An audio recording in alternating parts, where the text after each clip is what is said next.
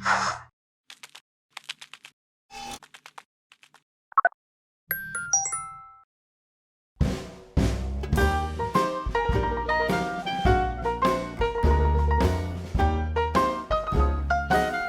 I'm Luann Weeks. Today I want to show you two really simple ways to make your tessera represent a ball rather than just a flat circle. Now to demonstrate this, I'm using 3 different circle patterns.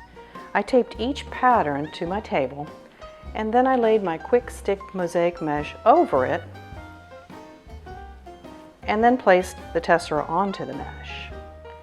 Now for the first circle, I have just randomly filled it in with glass, kind of like coloring in the lines, and as you can see it just looks flat. There's no depth or form at all.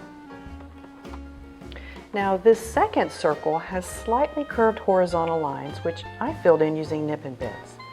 Notice how following the curvature of these lines with your glass turns the circle into a ball. The flow of the tiles give the illusion of form to this flat circle. Now another technique I used here for cutting my glass is called keystoning. And if you want information on keystoning, we have a video and a blog post that addresses that topic. Now for this third circle, it has curved vertical lines that are coming from a central point. And I use Skew's stained glass scrap and cut larger pieces to fit into these vertical spaces. Notice that the lines are curved, and that makes this flat circle turn into a really cute beach ball.